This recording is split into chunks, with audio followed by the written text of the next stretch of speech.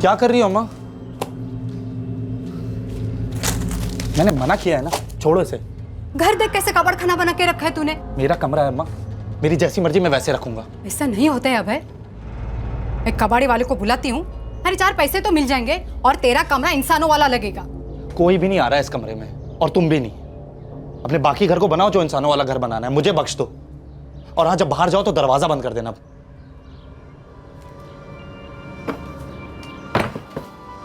Serious? उसके बारे में? यू मैड और व्हाट? नहीं यार, तुझे पसंद है तो तू रख ले। क्यों? मैं क्यों बताऊं? तूने बताया था मुझे लास्ट टाइम। हाँ अदिति, खाना ठंडा हो रहा है। ओके, मम्मा आ गई, I will call you back. Okay मम्मा, आप दरवाज़ा नॉक करके भी आ सकते हैं ना। पहले तो आप मुझे बोलते हैं कि अंदर से दरवाज़ा लॉक मत करो, फिर ऐसे अचानक से आ जाते हैं। अपने घर में आने के लिए परमिशन चाहिए, और अचानक से मतलब 3 बार आवाज दिए तुझे। पर मम्मा कान में हेडफोन्स थे ना। नहीं तो हेडफोन्स कब नहीं होते हैं। चलो जल्दी आ जाओ आप। अदिति, वैसे मम्मा सही कह रही है, दोस्ती हमेशा सोच समझ के करनी चाहिए। पापा प्लीज़, अब आप मत शुरू हो जाओ प्लीज़। अदिति, फ्रेंकली कहूँ ना, तेरे ग्रुप के कुछ लोग मुझे बिल्कुल पसंद नहीं है। मम्मा, मैं आप और पापा की तरह क्लास देख के फ्रेंडशिप नहीं करती हूँ, और वैसे भी मैं 21 साल की हूँ, आई एम फ्री। अदिति, हमने तुम्हें कभी बांध के रखा भी नहीं। हम सिर्फ इतना कह रहे हैं कि अपने लिए जिम्मेदार रहो, ध्यान रखो अपना, बस। पापा, मेरे सारे फ्रेंड्स मेरे कॉलेज टाइम के फ्रेंड्स हैं, वो कोई गैंगस्टर या टेररिस्ट नहीं है। हम भी ये नहीं कह रहे हैं, लेकिन कुछ फ्रेंड्स तेरे बहुत ही वाहियात जोक्स भेजते हैं। I don't like it. हाँ, आपने मेरे मैसेजेस चेक किए? पासवर्ड कहाँ से मिला आपको? दिन के 26 घंटे तू टिक टिक टिक टिक टिक टिक करके मैसेज ही तो करती रहती है। उस दिन जब तू पढ़ रही थी ना, तो तेरे पीछे ही खड़ी थी मैं, तब देख लिया था मैंने। और हाँ, वो जो जोक भेजा था ना, बेहद वाहियात था, और तुम खी करके हंस रही थी। बट मम्मा, इस तरीके से किसी के मैसेजेस पढ़ना गलत नहीं, इलीगल भी है। माओ पे ये सब लागू नहीं होता। नो कानून फॉर माँ। एक मिनट, अब तुम्हारी गर्मा गर्मी में खाना फिर से ठंडा हो गया। मम्मा, आपकी खैर नहीं। हाँ, मैं आपको देख लूंगी। तुम मुझे देख लियो। ऐसे ही हंसते मजाक करते हुए अदिति जब अगले दिन अपने घर से निकली, तो उसे रत्ती भर भी अंदाजा नहीं था कि उसके साथ क्या होने जा रहा है। अदिति घर से निकली, रविवार का दिन था, सुबह के 11 बजे थे।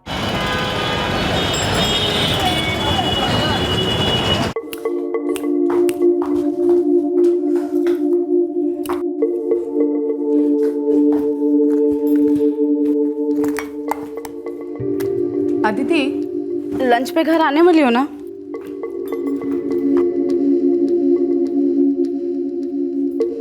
अदिति, लंच पे घर आने वाली हो ना? ओह हाँ, नहीं मम्मा, हम लोग पहले शॉपिंग पे जाएंगे, फिर उसके बाद फ्रेंड्स के साथ ही थोड़ा कुछ खा लूंगी, फिर हैंग आउट करेंगे, फिर शाम को आ जाएंगे। ओके ठीक है, लेकिन 3:30 तक आ जाना। तेरे पापा ने कोई मूवी देखने का प्लान बनाया शाम को। ओके, तो 4 बजे तक आ जाऊंगी। अदिति, 3:30 बजे। ओके, 3:30। जाते जाते ना पापा का कोट लॉन्ड्री में देते हुए जाना। ओके। हाँ, और उसको बोलना अच्छे से लॉन्ड्री करेगा। हाँ, सैटरडे को पापा का सेमिनार है। ओके। ये ले बेटा, उसको बोलना वेडनेसडे तक रेडी चाहिए। हाँ अदिति, इसको निकाल काम से, इसको बोलना वेडनेसडे तक रेडी चाहिए। ओह ओके, हाँ bye bye.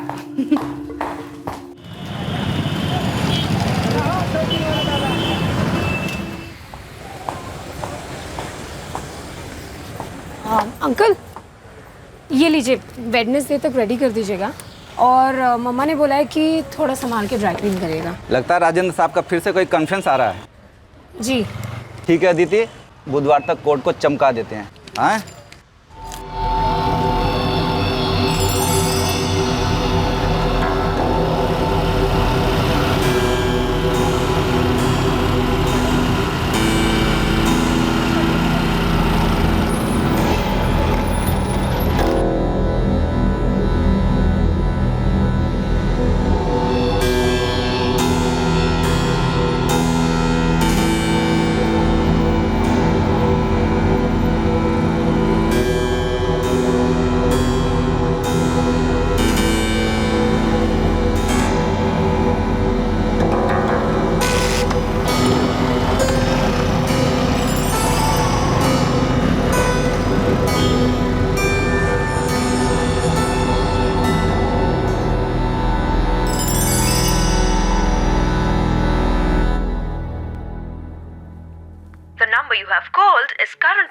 switched off. Switch of? Switch off तो होता नहीं है कभी इसका फोन।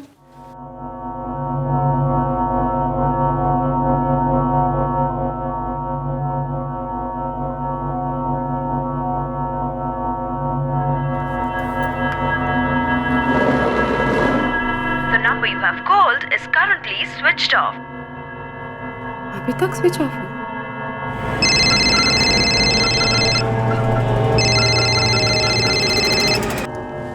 हाँ बोलो नलिनी। तुम्हारी लाडली अभी तक फोन स्विच ऑफ करके बैठी हुई है। 3:45 हो रहे हैं, पता है? तुमने सुबह से 10-20 फोन कर दिए होंगे। अरे बाबा, सुबह से एक भी फोन नहीं किया। फोन तो छोड़ो, SMS तक नहीं किया। अरे उसका फोन आउट ऑफ कवरेज होगा। अदिति अपना फोन स्विच ऑफ करती कहाँ है? 24 घंटे तो फोन पे लगी रहती है। लेकिन शॉपिंग मॉल में नेटवर्क कब नहीं होता ये बताओ। मैं भी घर आ ही रहा हूँ ना, देखना मेरे आने से पहले वो पहुंच जाएगी। ओके। हम आपको ऑलरेडी बता चुके हैं कि अदिति घर नहीं आई, लेकिन आगे जाने से पहले थोड़ा पीछे जाते हैं। रिवाइंड करते हैं सुबह 11:15 बजे लॉन्ड्री में कोट देने के बाद अदिति एक लड़के के साथ बाइक पर कहीं चली गई। अदिति के पेरेंट्स को कोई आइडिया नहीं था कि वो किसके साथ कहां गई। ये मीटिंग अदिति और सिर्फ अदिति ने प्लान की थी।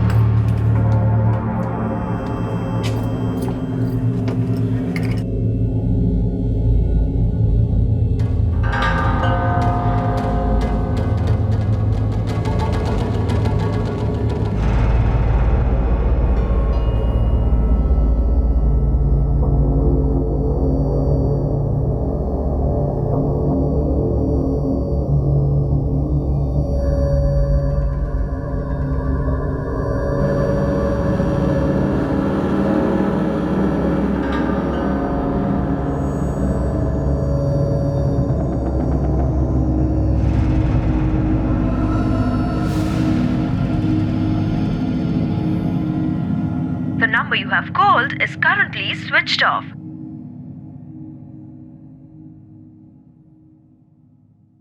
क्या हुआ? अभी तक स्विच ऑफ है। हाँ। ये इतनी देर तक तो कभी भी स्विच ऑफ नहीं रखती। उसको पता नहीं था कि 3:30 बजे घर आना है। अरे भूल गई होगी, अपने फ्रेंड्स के साथ कहीं बिजी होगी। एक बात कहूँ राज, मुझे ना कभी कभी बहुत डर लगता है। ये हमारी बेटी इतनी बेपरवाह, इतनी केयरलेस कैसे हो सकती है? केयरलेस और केयर फ्री में फर्क होता है। ये जनरेशन अलग है। कम ऑन राज, जो बात गलत है ना वो गलत है, चाहे फिर वो कोई भी जनरेशन हो। आदित्य अभी बच्ची है और ये सब बचपन में नहीं होगा तो कब होगा? अरे 21 साल की हो गई है। 21 साल बच्ची होती है और उसको नहीं पता कि मुझे कितनी टेंशन हो जाती है। अरे कैसे कैसे ख्याल आ रहे हैं मन में। चलो फोन नहीं कर सकती थी, कम से कम एक SMS तो कर देती। अरे रिलैक्स नलिनी, वो आ जाएगी। तुम चाय पियो। आप ही ने सर पे चढ़ा के रखा है उसको। अब उसका गुस्सा तुम मुझ पर क्यों उतार रही हो? कम ऑन यार, एज ऐसी हो जाता।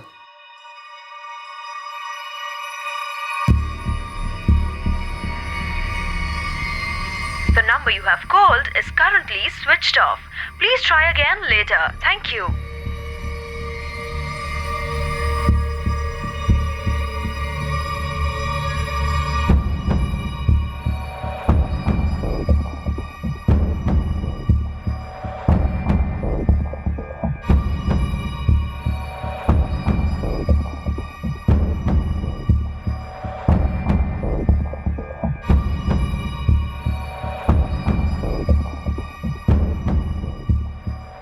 अदिति इतनी देर तक अपना फोन कभी स्विच ऑफ नहीं रखती।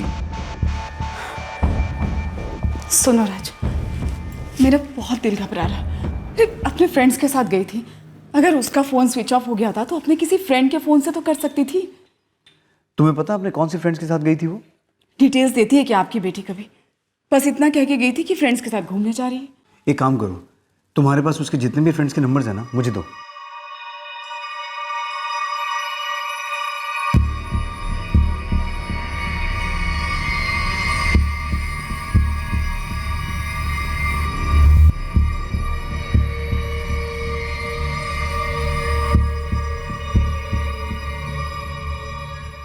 सुनो ना, एक बार फिर से ट्राई करो। हाँ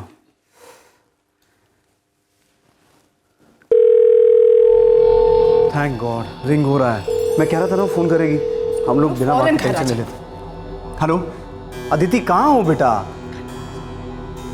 हेलो अदिति, अदिति तुम्हें मेरी आवाज आ रही है? Hello Aditi, can you hear me? Hello hello कौन बोल रहा है? हेलो, तुम कौन हो भाई? अदिति से बात करवाओ मेरी, उसे बोलो उसके पापा का फोन है। अदिति कहाँ है? वो बात नहीं कर सकती। क्यों क्यों बात नहीं कर सकती? मैं उसे हॉस्पिटल ले जा रहा हूँ। हॉस्पिटल? हॉस्पिटल? थोड़ी बीमार है। क्या हुआ क्या उसे? कौन से हॉस्पिटल लेके जा रहे हो? NM civil hospital. लेकिन तुम उसके दोस्त हो, उसके बाकी के दोस्त कहाँ हैं? उसको लग गई। तुम्हारा नाम क्या है? हेलो अरे क्या हो गया? अरे पता नहीं, कोई लड़का था, वो बोल रहा था कि उसको हॉस्पिटल लेके जा रहे हैं। अरे लड़का कौन है जिससे आप बात कर रहे हैं? मुझे नहीं पता, हम चलते हैं। एनएम सिविल हॉस्पिटल बोल रहा था। आओ। चलो जल्दी से।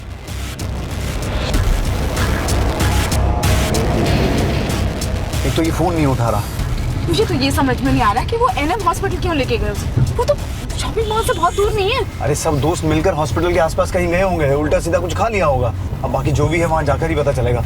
लो तुम फोन लगाओ इसको। दो।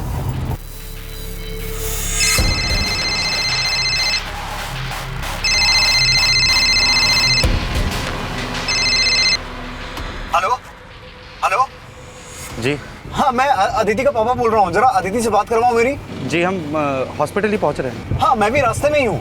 कि हॉस्पिटल पे मिलते हैं। एक काम करो, हॉस्पिटल की एंट्रेंस पे मिलते हैं। जी हेलो हेलो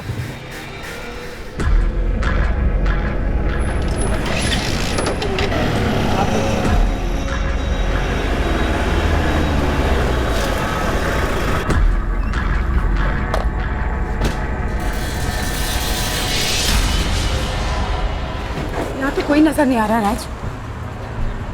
हेलो हाँ हाँ हाँ, मैं अदिति का फादर। कहाँ हो तुम लोग? जी अंकल, 5 मिनट में पहुंचने ही वाले हैं। अरे तुम पहुंचे क्यों नहीं अभी तक? अंकल रास्ते में बस पहुंच ही रहे हैं। अच्छा मैं एंट्रेंस पे खड़ा हूँ। अदिति कैसी है? अदिति एकदम ठीक है अंकल, बिल्कुल ठीक है। वो उसको आपके पास ही लेके आ रहे हैं। हेलो हेलो क्या हुआ राज? वो लड़का कह रहा था कि 5 मिनट में यहाँ पहुंचेंगे। अरे लेकिन उसने कुछ बताया? क्या हुआ, कैसे हुआ? वो ठीक है कि नहीं अदिति? उस लड़के ने अपना नाम तक नहीं बताया। नलिनी मुझे कुछ ठीक नहीं लग रहा।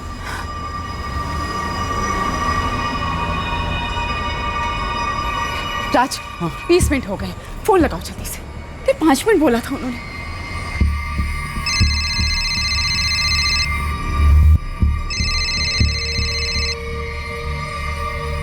जी अंकल जी। अरे क्या कर रहे हो तुम लोग? 5 मिनट में यहाँ हॉस्पिटल पहुंचने वाले थे। कहाँ हो तुम? वो हम अदिति को आपके घर की तरफ ही लेकर आ रहे हैं। वो कह रही थी कि उसे ठीक लग रहा है तो घर ले चलें। क्या?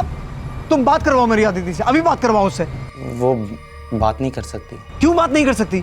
उसको अभी गोली दी है तो सो रही है। हाँ तो जगाओ उसे, बात करवाओ मेरी उससे। आप एक काम कीजिए, आप घर की तरफ निकलिए। जब पहुंचेंगे तो अदिति आपको वहीं पर ही मिलेगी।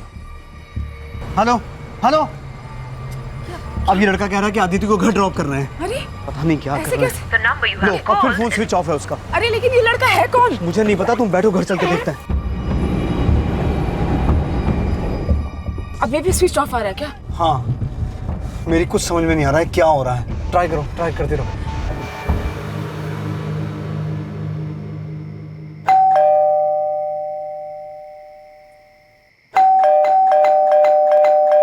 आज आप अपनी चाबी से खोलो ना, सो रही होगी, तबीयत ठीक नहीं है उसकी। जल्दी खोलो। अदिति, अदिति अदिति, अदिति अदिति बेटा।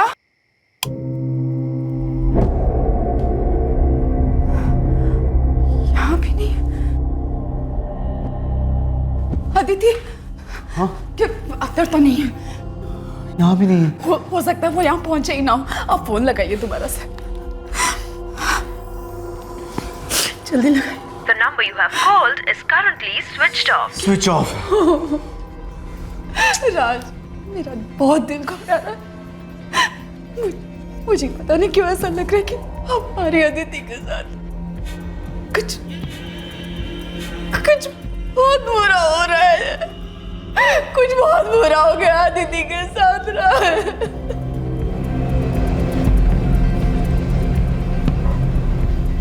सर अदिति अपना फोन साइलेंट पे ही नहीं रखती, स्विच ऑफ तो बहुत दूर की बात है। जिस लड़के ने आपको फ़ोन किया था उसने आपको अपने बारे में कुछ भी नहीं बताया? नहीं सर, मैंने जितनी बार भी उसका नाम पूछा या तो उसने टाल दिया या फोन काट दिया। यंग सी आवाज़ थी। लेकिन फिर भी आपकी बेटी ने घर से निकलने से पहले आपको कुछ तो बताया होगा। वो कहाँ जा रही है, किसके साथ जा रही है? जी नहीं सर, उसने बस इतना कहा था कि अपने फ्रेंड्स के साथ घूमने जा रही है। और मैंने उसके काफ़ी फ्रेंड्स को फ़ोन किया लेकिन वो किसी के साथ नहीं गई, किसी को कुछ पता ही नहीं है। कोई बॉयफ्रेंड? एक था विजय त्रिपाठी।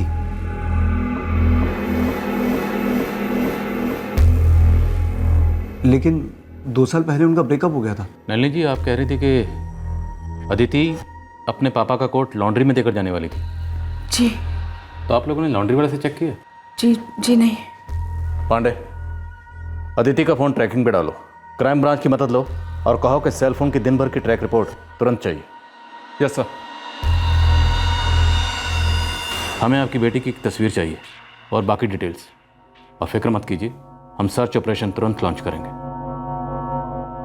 21 साल की इकलौती बेटी दिन भर घर नहीं लौटती, रात भर घर नहीं लौटती और कोई लड़का इन्वॉल्व था जिसने अदिति के फोन से उन्हें गुमराह किया था। ऐसे में मिस्टर एंड मिसेस पाठक से नींद काफी दूर थी और सुबह उससे भी दूर। उस रात को कानपुर पुलिस स्टेशन ने अदिति की तस्वीर और बाकी डिटेल्स शहर के सभी पुलिस स्टेशन में भिजवा दी। दूसरे दिन से तहकीकात शुरू हुई। सर, कांस्टेबल सुशील ने एनएम सिविल हॉस्पिटल के एंट्री रजिस्टर में 4 बार चेक किया है, लेकिन अदिति नाम की कोई लड़की एडमिट नहीं है। हो सकता है किसी और नाम से एडमिट हुई। हॉस्पिटल स्टाफ को उसका फोटो दिखाया गया सर, लेकिन किसी ने भी उसे नहीं पहचाना। मतलब मिस्टर और मिसेस पाठक से बात करने वालों के इरादों में खोट है, या फिर उनकी लड़की अदिति के इरादों में खोट आ गई है जो उस लड़के से बात करा रही है। हाँ साहब, अदिति आई थी मेरे पास। वो राजेंद्र साहब का कोट ड्राई क्लीन के लिए दिया और चली गई। यहाँ से फिर कहाँ चली गई? पता नहीं साहब। वो अकेली थी या उसके साथ कोई और भी था? अकेली थी साहब।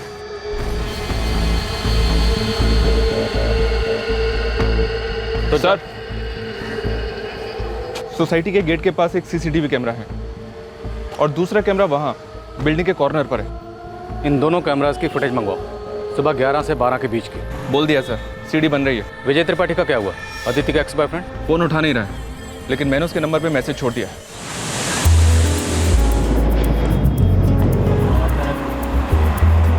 जी, मुझे इस नंबर से एक मिस्ड कॉल आया है और एक मैसेज भी। मैं विजय त्रिपाठी बोल रहा हूँ। विजय, मैं कानपुर से सब इंस्पेक्टर पांडे बोल रहा हूँ। क्या तुम कल अदिति के साथ थे? अदिति पाठक? अदिति पाठक? जी नहीं, मुझे तो अदिति को मिले हुए भी 1.5 साल से ऊपर हो गया है। तो कल कहाँ थे तुम? जी, मैं मुंबई में 8 महीने से कानपुर नहीं गया हूँ। मैं यहीं पे जॉब करता हूँ, लेकिन क्या आप बता सकते हैं कि अदिति के साथ क्या हुआ है? गायब है। गायब मतलब? गायब मतलब मिसिंग। क्या तुम उसके किसी ऐसे दोस्त को जानते हो जिससे हम बात कर सकते हैं? जी हाँ, मैं जानता तो काफ़ी दोस्तों को हूँ, लेकिन मुंबई आने के बाद मेरा टच छूट गया है। टच में तो हम ले आएंगे उन्हें। तुम एक काम करो, सारे नंबर से SMS कर दो। मैं अभी करता हूँ। ये देखो, ये लड़की लॉन्ड्री की दुकान में आई, वहाँ आके उसने कोट दिया। कोट देने के बाद ये निकले। सर, सोसाइटी गेट के राइट हैंड कॉर्नर पे जो CCTV है उसकी फुटेज से पता चलेगा।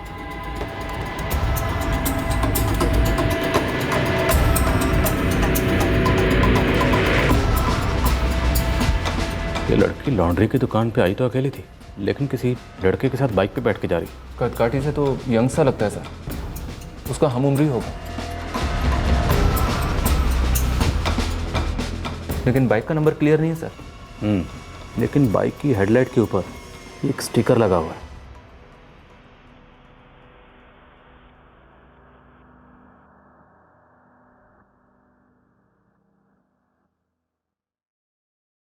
नहीं सर, हम नहीं जानते ये हेलमेट वाला लड़का कौन है। लेकिन आपकी बेटी इसी लड़के के साथ गई है। और पाठक साहब, हमें यह भी लगता है कि जो लड़का आपसे फ़ोन पे बात कर रहा है वो लड़का यही है। सर, हमारी बेटी बहुत फ्रेंडली और कॉन्फिडेंट है।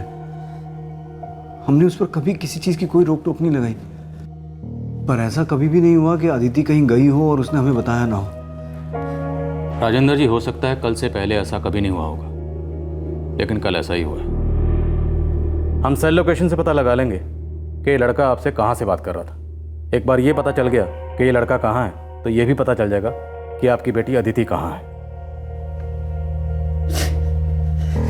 जी सर, आपने जो सीसीटीवी ग्रैब भेजा वो मैंने चेक किया। आई एम सॉरी सर, लेकिन मैं उस हेलमेट वाले आदमी को पहचान नहीं पा रहा हूँ। मैं जानता हूँ विजय, सीसीटीवी में से पहचान पाना थोड़ा मुश्किल है, लेकिन फिलहाल हमारे पास यही एक सबूत है।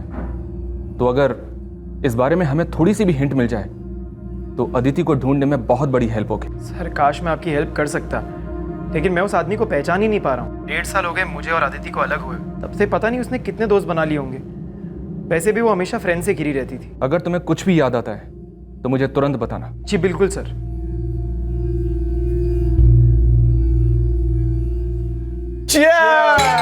विजय के लिए, जो मुंबई जाके खूब सारे पैसे कमाने वाला है और आज का बिल भी भरने वाला है।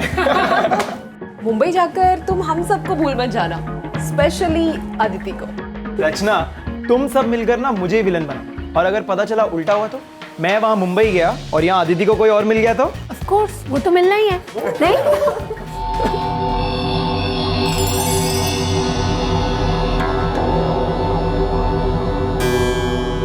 So, no hard feelings, हाँ? Nope. हार्ड फीलिंग्स का क्या, चार डालूं मैं? वैसे यार अपने रिलेशनशिप का एक छोटा सा रिकैप तो बनता है। जैसे कि हाँ, अचानक 1 साल पहले विजय त्रिपाठी की गर्लफ्रेंड ऑस्ट्रेलिया जाके शादी करके सेटल हो जाती है और फिर उसकी लाइफ में आती है एक हॉट एंड सेक्सी लड़की यानी कि अदिति पाठक। दोनों के बीच में एक घमासान अफेयर शुरू होता है, दोनों बहुत सारी मस्तियां करते हैं और फिर अचानक कहानी में एक नया मोड़ आता है। विजय त्रिपाठी चला जाता है मुंबई अपनी जॉब करने के लिए और दोनों के रास्ते अलग हो जाते हैं। लेकिन क्योंकि दोनों का रिलेशनशिप एक ओपन रिलेशनशिप है तो दोनों के रिलेशनशिप में ना ही कोई गम होता है ना ही कोई दर्द होता है, लेकिन होता है तो बस ढेर सारी बेस्ट विशेस और ढेर सारी सेक्सी यादें। अब आगे आगे आगे आई डोंट नो यार, व्हाटएवर। तुझे बॉम्बे जाना है, फ्रीडम चाहिए, नई गर्लफ्रेंड्स बनानी है, तो I don't know. Of course तू तो ऐसे बोल रही जैसे यहाँ पर तुझे कोई लड़का मिलेगा ही नहीं। तुझे पता है ना, आधा कानपुर फिदा है तुझ पे। Know like seriously, I mean तू किसी लड़के से नॉर्मली मौसम की भी बात करे ना तो उसे लगता है कि हाय काश यही मेरी गर्लफ्रेंड होती। और वैसे भी तू तो थोक के हिसाब से लड़कों से बात करती है बाय द वे। तू जा बे, तू बॉम्बे जा और ऐश कर। 1 मिनट, तू कहीं सेंटी तो नहीं हो रही ना? सेंटी? और मैं, वो भी तेरे लिए? तो मुझे बिल्कुल भी नहीं जानता ना। या आई नो यू, तू कभी सेंटी नहीं होती। तू जहाँ भी रहेगी खुश रहेगी। यस। जहाँ भी रहेगी कूल रहेगी, राइट? राइट।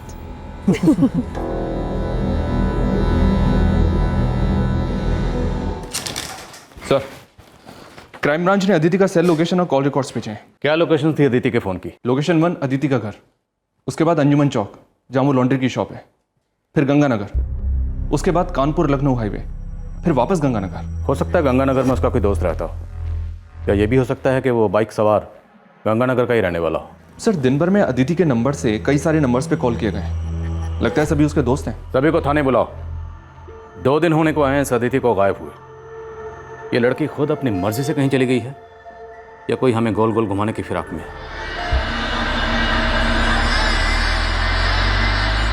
किसी गुमशुदा बच्चे के लौटने का इंतजार एक खंजर की तरह होता है जो एक तरफ यादों को चीरता है और दूसरी तरफ भविष्य के भी खौफनाक टुकड़े कर देता है। अदिति के माँ बाप ना चाहते हुए भी इन मायूस ख्यालों के दलदल में धंसते जा रहे थे।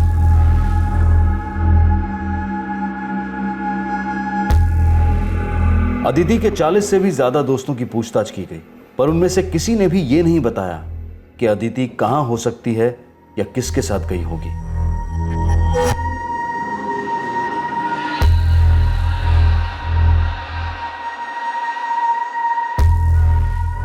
बस एक लड़का था जो जानता था कि अदिति कहां थी और किस हाल में थी, पर उस तक पुलिस अब तक पहुंच नहीं पाई थी।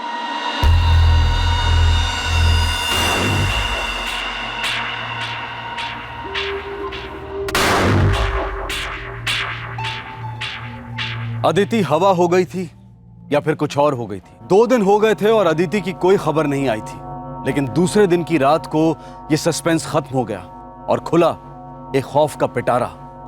कुछ ऐसा सामने आया जो अविश्वसनीय था, शॉकिंग था।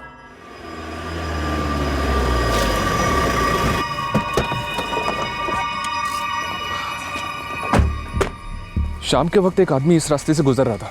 यहाँ पड़े कुछ बैग्स पर उसने खून देखा, उसे लगा कुछ गड़बड़ है, इसलिए उसने तुरंत पुलिस को फ़ोन किया। चेक करो क्या इसमें।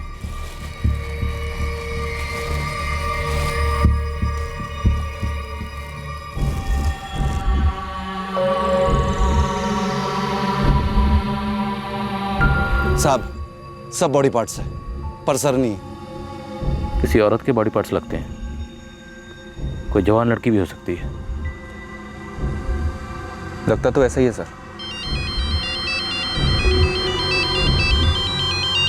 हेलो सर, हनुमान चौक से कॉल आया था। किसी ने देखा कि कुत्ते पॉलिथीन में लिपटी हुई किसी चीज़ के लिए लड़ रहे थे। एक टीम थी वहाँ पे, उन्हें पता चला किसी का कटा हुआ सर है, एक लड़की का सर है सर। ठीक है, हो सकता है सर ये बॉडी और वो सिर दोनों एक ही लड़की के हों। चलो चलते हैं। इन बॉडी पार्ट्स को हॉस्पिटल भिजवा दो।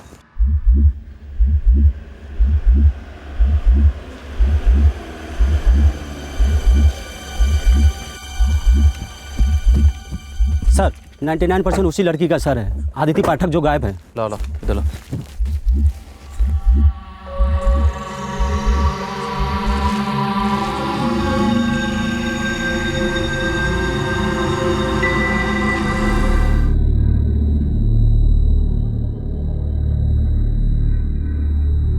सीसीटीवी फुटेज में बाइक के नंबर प्लेट के सिर्फ UPJ ये अक्षर दिखाई दे रहे थे। कानपुर शहर में UPJ इन 3 अक्षरों वाली सभी बाइक्स की लिस्ट बनाई गई और उन सभी के मालिकों से पूछताछ हुई।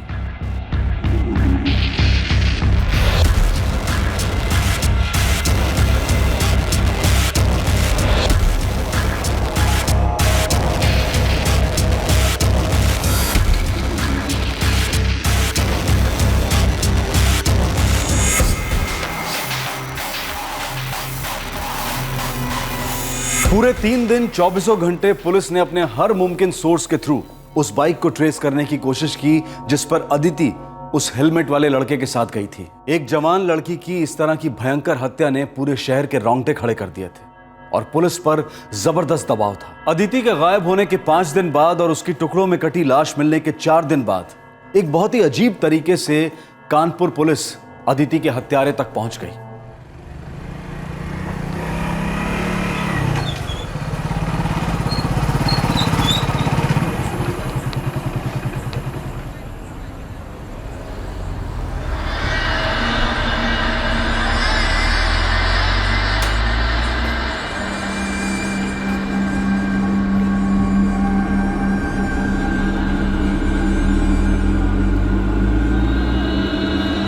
वो स्टिकर है बाइक पर? नहीं सर, बाइक पे स्टिकर तो नहीं है, लेकिन UPJ लिखा हुआ है और बाइक बिल्कुल वैसी है, तो मुझे लगा कि पूछताछ कर लेनी चाहिए।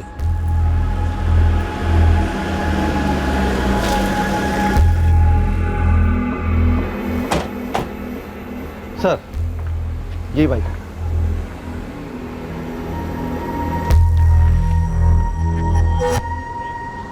सर काफी मिलती जुलती है। बाइक यहाँ खड़ी है तो इसका मालिक भी घर पे ही होगा।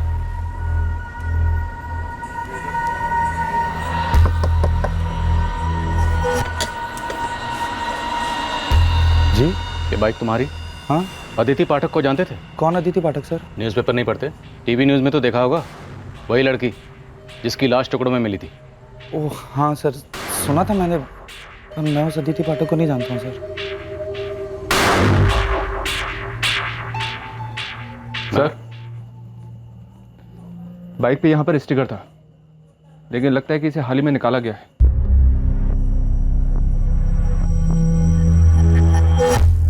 नाम क्या तुम्हारा? अभय। अभय क्या? अभय वर्मा सर। तुम्हारी बाइक पे यहाँ एक स्टिकर था, कहाँ है वो स्टिकर? सर मैं आपको पहले ही बोल चुका हूँ सर, मैं किसी अदिति पाठक को नहीं जानता, ना ही मैं कभी उससे मिला हूँ, ना कभी देखा, ना कुछ। ये स्टिकर कैसे निकला मुझे नहीं पता सर। अरे सर हद है, आप अंदर का घुसे चले जा रहे सर। पुलिस वाले तो क्या हो गया, आप लोग अंदर नहीं घुस सकते ऐसे। सर मैं आपको बोल चुका हूं मैं किसी अदिति पाठक को नहीं जानता। अरे छोड़ो सर प्लीज मुझे। सर ऐसे, सर वो मेरा सामान है घर का, आप ऐसे थोड़ी बिगाड़ सकते हो उसको। अरे सर मेरी बात तो सुनिए सर। रुकिए सर, उसको खराब कर देंगे सर सब कुछ। आप मेरा सर, मेरी किताबें तो छोड़ दीजिए सर, वो मेरे पढ़ाई की किताबें सर। अरे सर, सर क्या कर रहे हो? उसको देखिए सर, वो गिर जाएगा सर वहां पे सब। सर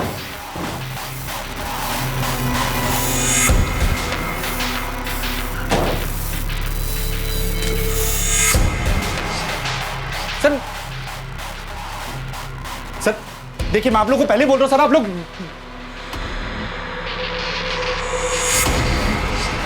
महेश। जी सर।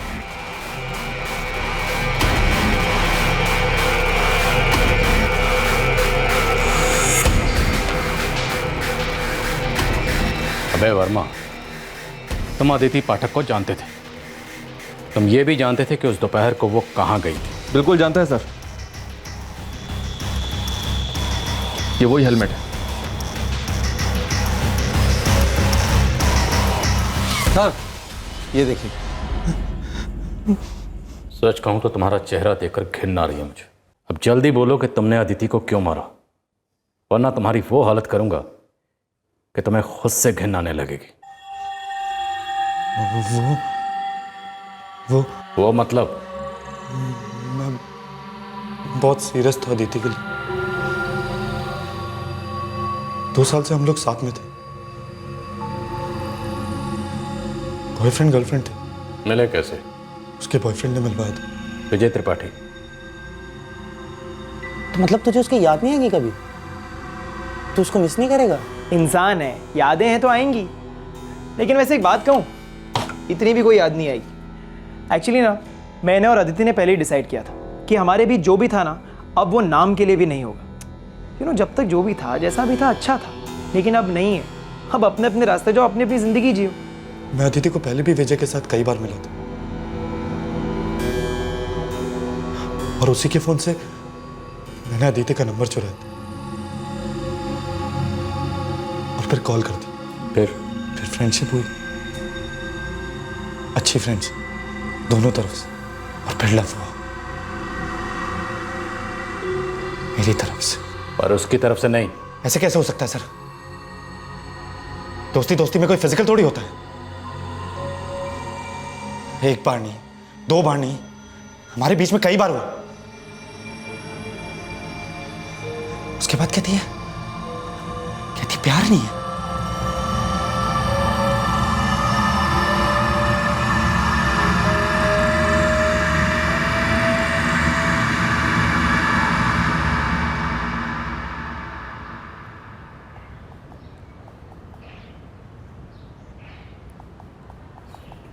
अदिति, ये ऐसी कैसी चैटिंग कर रही हो तुम? ऐसी चैटिंग कैसी होती है? ऐसी मतलब ये अडल्ट चैट, ये वल्गर जोक्स और ये non veg jokes. What? Dude, relax, okay? जब मेरे मॉम डैड कूल है इन सब जोक्स से, तो तुम्हें क्या प्रॉब्लम हो रही है? ये फेयर नहीं है अदिति। मैं पहले ही बता रहा हूँ तुम्हें। क्या फेयर नहीं है? ये जो रैंडम लड़के तुमको अडल्ट जोक्स भेजते, तुम उसको स्माइली और थम्स अप करके रिप्लाई करती हो। तो प्रॉब्लम क्या है? सिर्फ लड़कों को मजा आता है क्या? How dare you! अभय, मेरा फोन वापस दो। मेरा फोन कोई छूता नहीं है। फोन वापस दो प्लीज। ये राजेश, ये विक्रम, ये कौन सा ग्रुप है तुम्हारा? ये मेरे फ्रेंड्स का ग्रुप है and it's none of your business, okay? Just give it back. ये चैट करती हो ना तुम? हाँ, इतना वल्गर, इतना भद्दा। एक्सक्यूज मी, ये जोक्स मैंने बनाए नहीं है, समझे? ये जोक्स फॉरवर्ड होते हैं और हम सिर्फ शेयर करते हैं और कमेंट करते हैं, समझे? ये लल्लू जैसे क्या बात कर रहे हो तुम? और ये भी जोक है ना? हाँ, मेरे ऊपर जोक होगा। दूसरे लड़कों के साथ सेल्फीज। बॉयफ्रेंड मैं हूं तुम्हारा, और सेल्फीज दूसरे लड़कों के साथ खिंचाती हो तुम। क्या माजरा है अदिति? तुम इतना भी लल्लू मत समझना मुझे। भाई, तुम्हारे किसी भी सवाल का जवाब नहीं मिलेगा, समझे?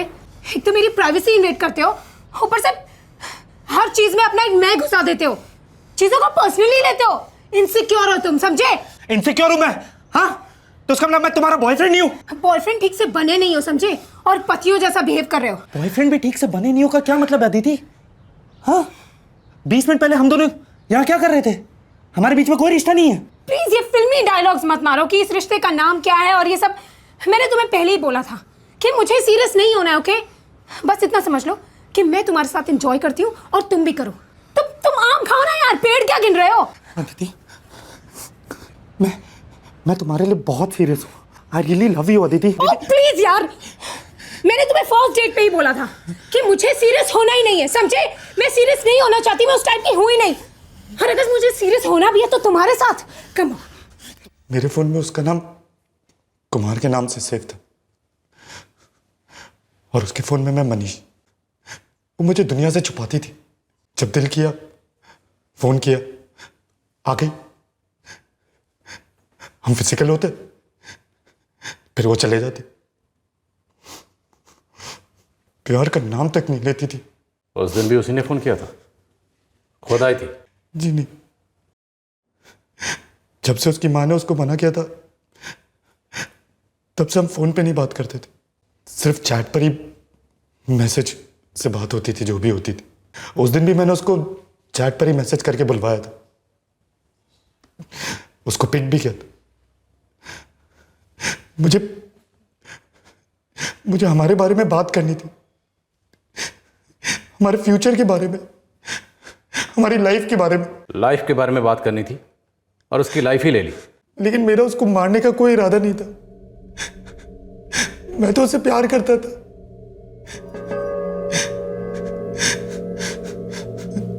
लेकिन उसने मुझे इतना गुस्सा दिला दिया, इतना गुस्सा दिला दिया कि बस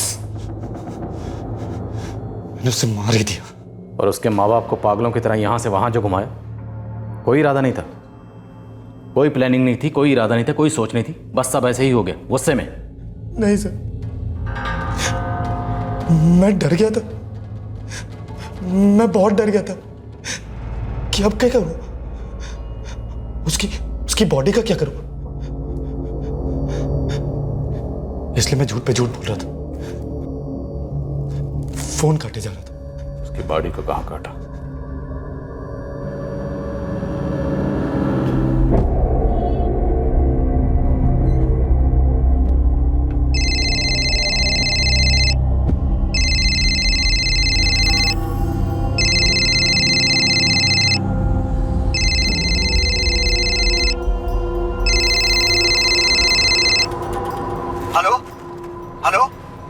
जी हाँ, मैं अदिति का पापा बोल रहा हूँ। जरा अदिति से बात करवाओ मेरी।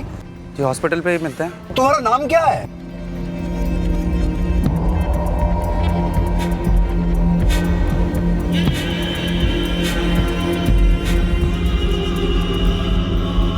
जब तुमने उसे काटना शुरू किया तो वो जिंदा थी। सर मुझे मालूम नहीं था पहले,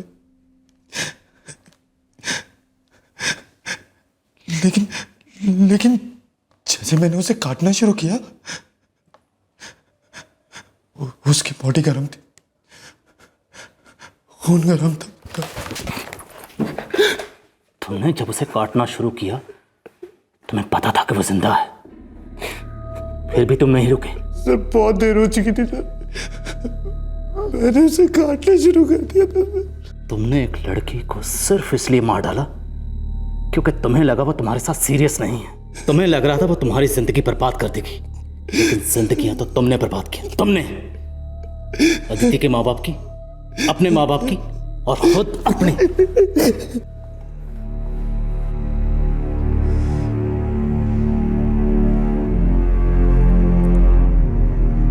क्या नाम बताया आपने? जी, अभय वर्मा।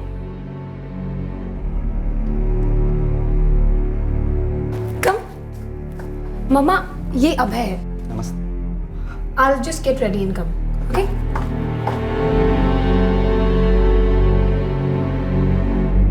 मैंने अदिति से कहा भी था,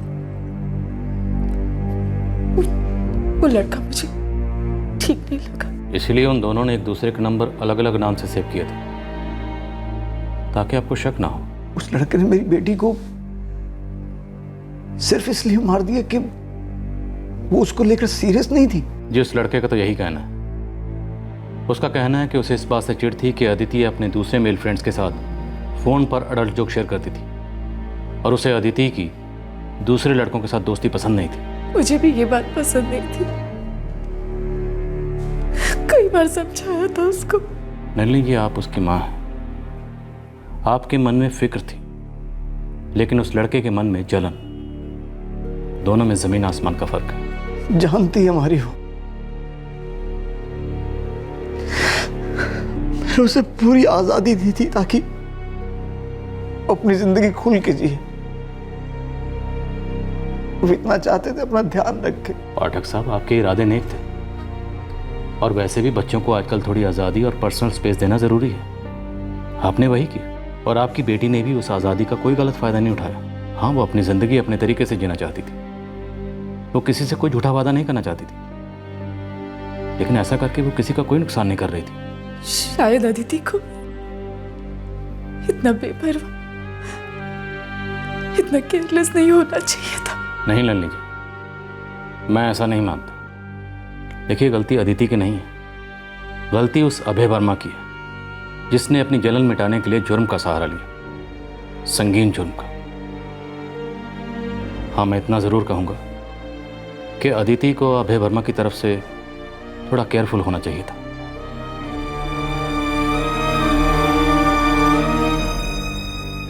ऐसा क्यों किया तूने? ऐसा क्यों किया? पता नहीं माँ, पता नहीं कैसे हो गया। मुझे बहुत गुस्सा आ गया था। अरे तूने किसी की जान ले ली है, और वो भी इतनी भयानक तरीके से। तुमने एक लड़की को नहीं काटा है अभय, हमारे टुकड़े टुकड़े कर दिए। वो जुर्म के कपड़े जो तू इकट्ठा कर रहा था अखबार पढ़ के, वो सब इसके लिए था ना।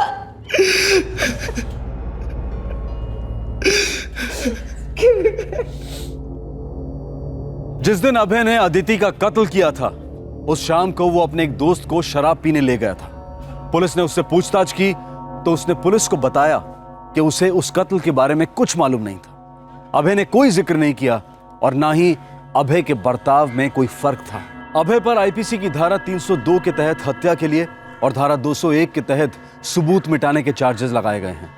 इस वक्त उसे जुडिशियल कस्टडी में भेज दिया गया है, और इस केस में चार्जशीट फाइल हो चुकी है। हमारे समाज में अक्सर जब किसी औरत के साथ कोई संगीन जुर्म होता है तो उसके चरित्र पर सवालिया निशान लगाए जाते हैं। उसके आचरण, उसके कपड़े, उसका दौड़ना, उसका हंसना, खाना पीना, खेलना, जीना, हर चीज पर टिप्पणियां होनी शुरू हो जाती हैं। ऐसा करना ना सिर्फ आधे जन सामान्य की बहुत बड़ी तौहीन है, बल्कि पूरे जन सामान्य को सदियों पीछे ले जाता है। असल में समाज के माइक्रोस्कोप के नीचे उसे लाना चाहिए जो औरतों के प्रति संगीन जुर्म करता है। स्त्री पुरुष के रिश्तों में जलन, पॉसेसिवनेस, इनसिक्योरिटी, ये स्वाभाविक इमोशंस हैं, लेकिन इनसे निपटने के लिए जुर्म का सहारा लेने की प्रवृत्ति को सख्ती से रोकने की जरूरत है। बेहद दुख की बात है कि एक जवान लड़की को इस तरह अपनी जान गंवानी पड़ी। उसे प्यार से बड़ा करने वाले माँ बाप कैसे भर पाएंगे इस जख्म को, इस खालीपन को? क्या अदिति को दी गई आजादी कुछ ज्यादा थी? कतई नहीं। एक लड़की की व्यक्तिगत आजादी, मर्जी, फैसला लेने की ताकत एक विकृत, संकुचित दिमाग के डर से कैसे तय हो सकती है? क्या यह अन्याय नहीं है सारी औरत जात के प्रति? इस शुक्रवार, शनिवार और रविवार हम पेश कर रहे हैं गुजरात और महाराष्ट्र के केसेस हैं 2 बच्चियों के। एक की जंग थी इस दुनिया में आने के लिए, और दूसरी की जंग थी इस दुनिया में रहने के लिए। दोनों बच्चियां इतनी मासूम थीं कि उनके कोमल मन ये समझने की उम्र में भी नहीं थे कि बेदर्द दुनिया कितनी गिर सकती। इस बार लड़का होना ही चाहिए। जब दहेज देने की बात आएगी ना तो कमर टूट जाएगी। जानते नहीं ये गैर कानूनी है। इस प्रॉब्लम का इलाज है मेरे पास। तो आज का केस आस्था की दास्तां।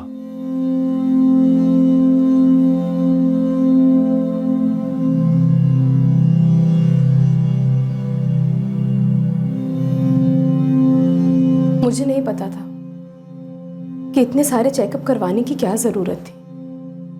हमारे डॉक्टर ने भी कहा था कि सब कुछ ठीक है, पर मेरे पति जयेश वो नहीं माने। जिद करके अलग अलग डॉक्टर के पास ले जाते रहे, पता नहीं क्यों।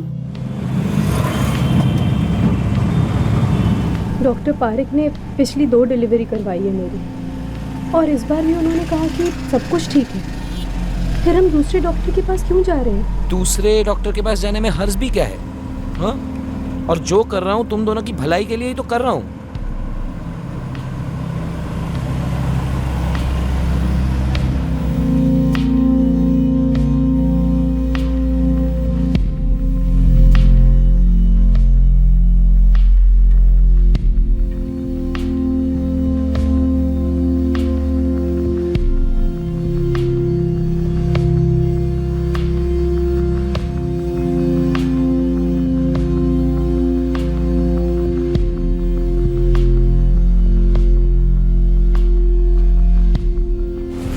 इस डॉक्टर ने भी कह दिया कि सब कुछ बिल्कुल ठीक है, मैं भी और हमारा बच्चा भी। अब तो आपको तसल्ली हो गई ना?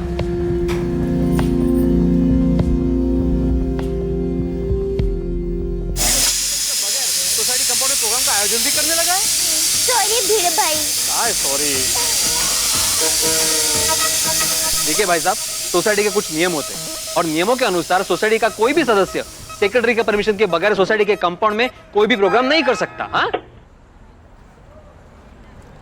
जयेश दिख रहा, क्या कहा डॉक्टर ने? कुछ नहीं, सब ठीक है, टेंशन लेने की कोई ज़रूरत नहीं है। हाँ, पर असली टेंशन के बारे में बताया कि नहीं? नहीं। लेकिन तूने पूछा तो था ना? हाँ, पर उन्होंने मना कर दिया। जानते नहीं ये गैर कानूनी है, पागल हो गए हैं आप। ये बोर्ड नहीं पढ़ा आपने? मैं नहीं बता सकती कि आपकी पत्नी की कोख में पल रहा बच्चा लड़का है कि लड़की। बा, बच्चे के बारे में जानना बहुत मुश्किल हो रहा है। इस बार सहन नहीं होगा हमसे। 2 बार मायूस हुए हैं और हम ही जानते हैं कि दोनों बार अपने मन को कैसे मनाया है, और अब नहीं।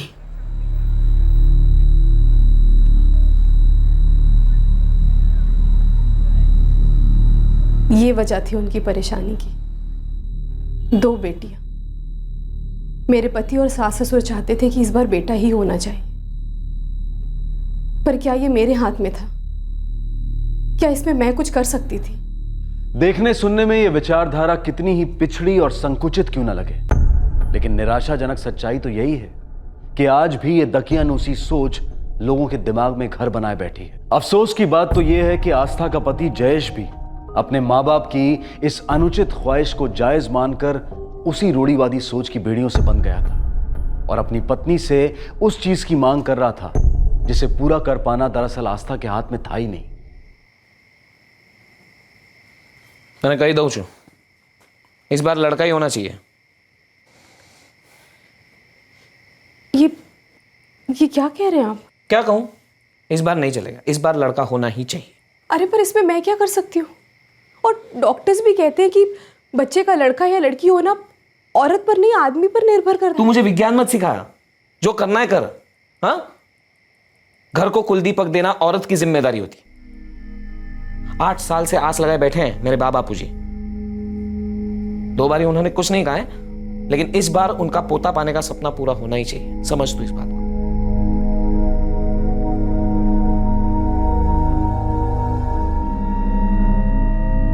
चिंता नहीं कर देख रही, जहेश कुमार गुस्से में बोल गए होंगे।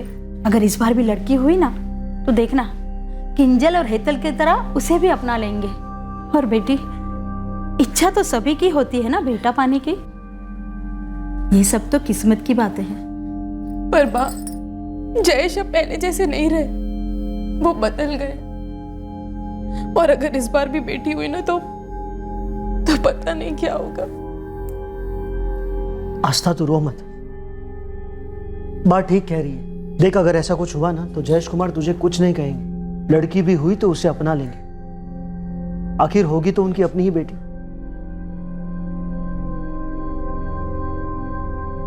क्या बात इतनी आसान थी? जब मैं पहली बार मां बनने वाली थी, मेरे सास ससुर तो तभी से बेटे की उम्मीद लगाए बैठे थे। उन्हें तो पूरा विश्वास था कि लड़का ही होगा। पूरे मोहल्ले में कहते फिरते थे, बेटे के आने की खुशियां मना रहे थे। ले ले पेंडा ले, सेना पेंडा जी, मेरे यहाँ पोता आने वाला है। अरे तुम्हें पढ़ लियो। अरे शारदा, ले ले आ पेंडा खा। अरे कई खुशी मचित्रा। अरे मैं दादी बनने वाली हूँ, मेरे यहाँ पोता आने वाला है। पर आस्था की डिलीवरी को तो भी टाइम है ना, अभी तो 1 महीना बाकी है। तो अभी से पेड़े क्यों बांट रही है? मुझे अभी से पता है कि लड़का ही होगा, और तू फिक्र मत कर, पोते के आने के बाद भी तुझे पेड़े खिलाऊंगी।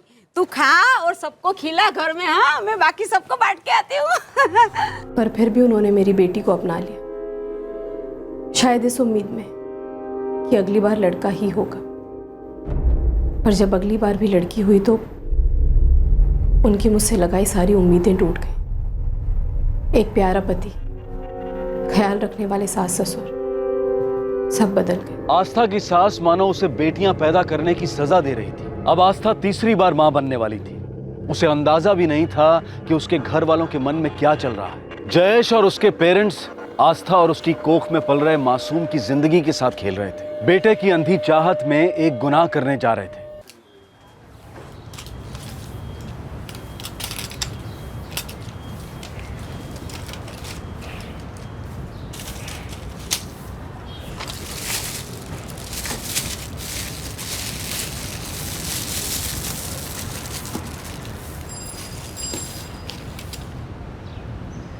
क्या हुआ जयेश भाई, इतने टेंशन में क्यों लग रहे हो? क्या कहूँ धीरज, आस्था प्रेग्नेंट है। तो इसमें टेंशन वाली कौन सी बात है? वैसे भी आप तो अनुभवी हो, पहली बार थोड़ी ना है। पिछली दोनों बार सब ठीक हुआ था ना, इस बार भी वैसा ही होगा। नहीं नहीं, इस बार वैसा नहीं होना चाहिए। मतलब मैं समझा नहीं जयेश भाई। अब समझ में आई बात, पहले बताना चाहिए था ना। आपकी इस प्रॉब्लम का इलाज है मेरे पास। क्या? एक डॉक्टर है गिरीश मिस्त्री नाम का, बहुत ही समझदार आदमी, आप जैसों की प्रॉब्लम बहुत अच्छे से समझता है। एक नया मैटरनिटी होम खुला है, वीएस मैटरनिटी होम, वहाँ पे डॉक्टर है वो। आप वहाँ जाके उससे मिलो, आपकी सारी टेंशन खत्म हो जाए।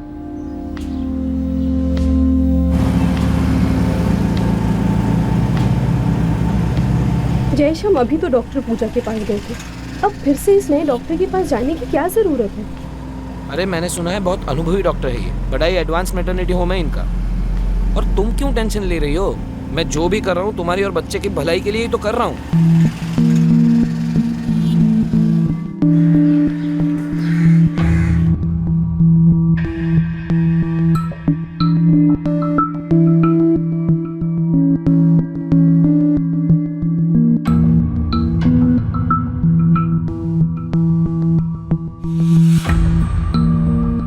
Everything is fine. जो दवाइयाँ चल रही है वही कंटिन्यू कीजिए, मैं बस एक टॉनिक ऐड कर रहा हूँ, ये लीजिए। डॉक्टर, हमें पहले से ही 2 बेटियां हैं, तो इस बार हमें बेटा चाहिए। तो लड़का होगा ना? अरे लड़का हो या लड़की, ज़रूरी तो यह है कि बच्चा स्वस्थ और तंदुरुस्त हो, वजन सही रहे और माँ की सेहत अच्छी रहे। प्रेगनेंसी को 4 महीने हो चुके हैं, मतलब सोनोग्राफी में तो सब साफ साफ दिखाई देता होगा ना? हाँ हाँ बिल्कुल, मैंने आपकी वाइफ को दिखाया भी। बच्चे के हाथ पैर, उसके मूवमेंट्स सब कुछ अच्छे हैं। मतलब आप तो सब जानते हैं। देखिए ऐसा है कि हम सब कुछ तो नहीं जानते, बस अपना काम जरूर जानते हैं। मैंने आपके बारे में बहुत सुना है, और ये भी सुना है कि आप हम जैसों की सिचुएशन समझते हैं और मदद भी करते हैं, इसीलिए मैं आपके पास आया हूँ। अच्छा, वो क्या है ना कि हमारा क्लिनिक अभी नया है और ज़्यादातर पेशेंट्स रेफरेंस से ही आते हैं। अच्छा, वो मुझे राउंड पे भी जाना था, अगर आपको कुछ और पूछना है तो आप पूछ सकते हैं। धीरज, तू तो कह रहा था बड़ा समझदार आदमी है, तो मेरी बात समझ ही नहीं रहा था वो। पता तो चला नहीं लड़का या लड़की, विजिट का खर्चा हुआ वो अलग, तो ऊपर से ये आस्था भी रास्ते में सवाल पे सवाल किए जा रही थी। भाभी के सामने पूछा आपने? हाँ तो? हाँ जयेश, अरे भाभी के सामने थोड़ी बताएगा वो, ये सब गैर कानूनी काम है, छिपा के करने पड़ते हैं। आप एक काम करो, अकेले में जाके बात करो। क्या समझा आपने मुझे? आपकी हिम्मत कैसे हुई ये सब कहने की? Sorry doctor. क्या सॉरी? आप फार्मेसी पढ़े हो, केमिस्ट की नौकरी करते हो, आपको इतना नहीं पता कि ये काम इलीगल है? पता है डॉक्टर, लेकिन मेरी भी मजबूरी है, और मुझसे किसी ने कहा कि आप मदद कर सकते हैं। किसने कहा ये सब आपसे? मुझे अफसोस होता है मिस्टर जयेश, जब आप जैसे पढ़े लिखे लोग इस तरह की बातें करते हैं।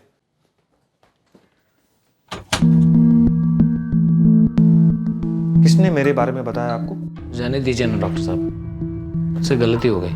गलती तो हुई है आपसे, आपको समझना चाहिए था कि इस तरह की बातें खुलेआम नहीं होती। और मिस्टर जयेश, ऐसे काम की कीमत होती है।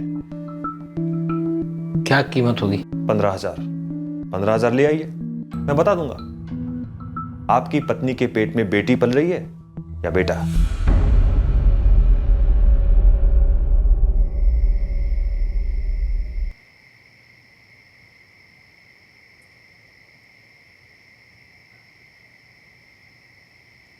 $15,000 देंगे तो बताएगा लड़का है या लड़की। ये सब डॉक्टर भी ना इंसान की मजबूरी का फायदा उठाते हैं। 15,000 बहुत ज्यादा है। हमारे वंश का नाम आगे बढ़े ना, वो ज्यादा जरूरी है। जयेश, तुम कुछ भी करके पैसों का बंदोबस्त करो। इस बार अगर लड़की हुई ना तो मैं उसका मुंह भी नहीं देखूंगी। Thank you. कब पता चलेगा डॉक्टर के लड़का है या? पता तो सोनोग्राफी करते वक्त ही चल गया था मिस्टर जयेश। आपके घर में लक्ष्मी आने वाली है। डॉक्टर साहब, मुझे नहीं चाहिए ये लड़की, आप कुछ कीजिए प्लीज। जयेश भाई, इसमें मैं क्या कर सकता हूं?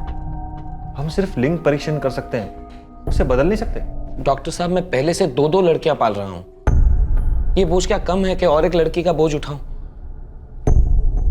कुछ तो रास्ता होगा।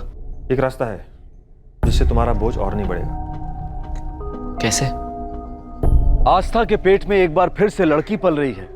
ये जानकर जयेश और उसके माँ बाप की सारी उम्मीदें चकनाचूर हो गई। पेट में पल रहे बच्चे का लिंग परीक्षण करवा के वो एक गैर कानूनी काम तो कर ही चुके थे, लेकिन अब जो वो कदम उठाने जा रहे थे वो सिर्फ एक गुनाह नहीं बल्कि हैवानियत थी। वो हर हाल में इस बच्ची को इस दुनिया में आने से रोकना चाहते थे। मैं नहीं जानती थी कि कोई इस हद तक भी गिर सकता है, और वो भी मेरा पति, मेरी बेटियों का बाप, मेरे होने वाले बच्चे को उसका अपना बाप, उसके अपने दादा दादी ही मारने की सोच रहे थे,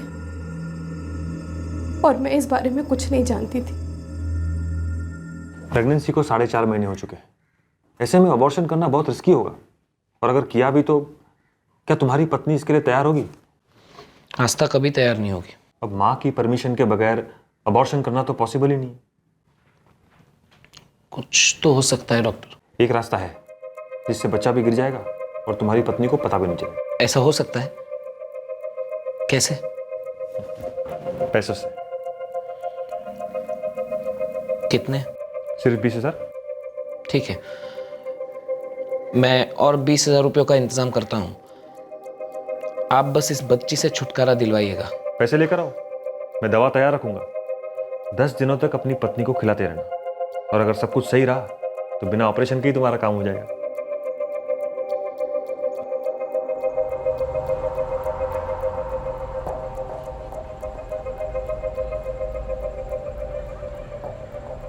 वाह, दवा है। कुछ भी करके आस्था को रोज खिलानी पड़ेगी। लेकिन उसे शक हो गया तो? तुम्हें ध्यान रखना होगा कि उसे शक ना हो। अपना बर्ताव थोड़ा बदलना पड़ेगा। हाँ, तू चिंता मत कर, मैं उसे दवाई खिला दूंगी। एक बार इस मुसीबत से छुटकारा मिल जाए ना तो मैं अम्बे माँ के दर्शन करने चली जाऊंगी। हे अम्बे माँ।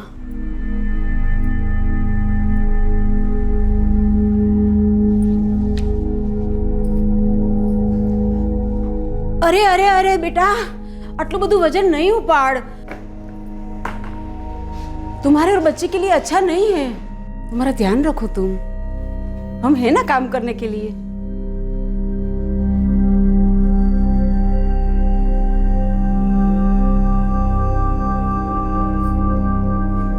आस्था बेटा, ये दवाई खा ले। पर बाप, दवाई तो मैंने ले ली। ये खास दवाई है। वो जो मेरी सहेली है ना उषा, उसकी पहचान वाला डॉक्टर अमेरिका से डिग्री लेके आया है। उसकी बहू को डिलीवरी के वक्त यही दवाई खिलाई थी, और तुमको पता है उसकी बहू को 4 किलो का लड़का हुआ। तू भी चाहती है ना तेरा बच्चा तंदुरुस्त हो? हाँ, तो ले ये दवाई खा ले।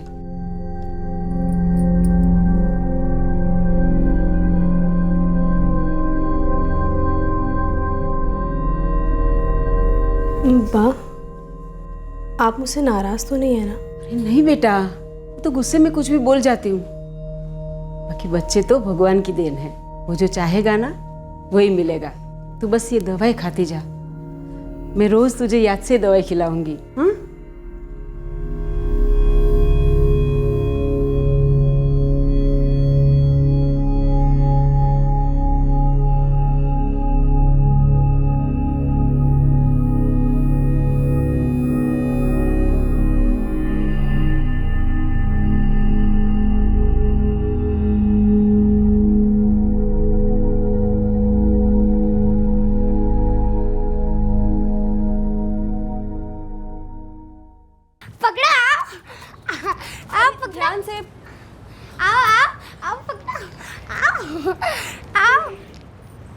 जयेश दिख रहा 2 हफ्तों से रोज दवाई दे रही हूँ, लेकिन लगता नहीं कुछ असर हो रहा है। मुझे तो ऐसा लग रहा है पेट थोड़ा और बढ़ गया है। ये डॉक्टर मिस्त्री ने हमसे पैसा लेके हमें उल्लू तो नहीं बनाया ना? मैं पूछता हूँ डॉक्टर से जाके। तो एक काम कर, दूसरी डॉक्टर के पास ले जा बहू को चेकअप के लिए। अगर अभी भी उसके पेट में बच्चा बढ़ रहा है तो समझ ले कि तेरी बा का शक सही है। डॉक्टर मिस्री ने हमें उल्लू ही बनाया है।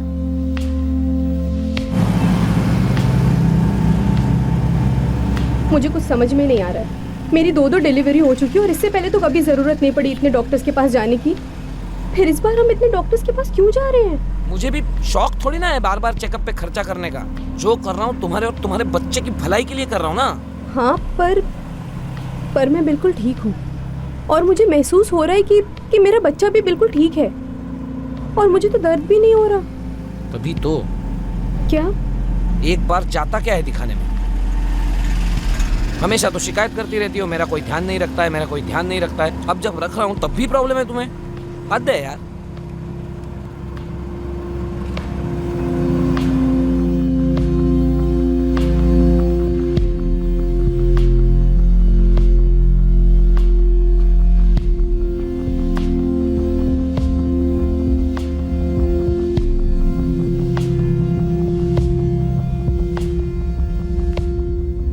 बच्चा बिल्कुल ठीक है। इट्स अ हेल्दी चाइल्ड, डरने की कोई ज़रूरत नहीं है।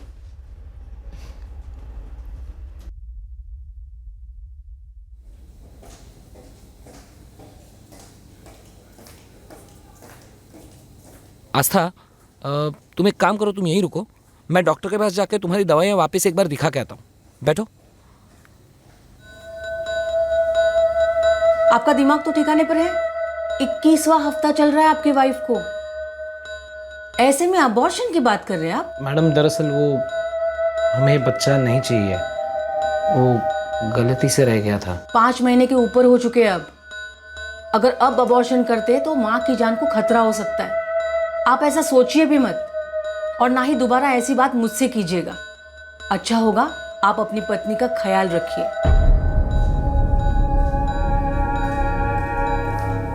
क्या हुआ? सब दवाइयाँ ठीक है ना?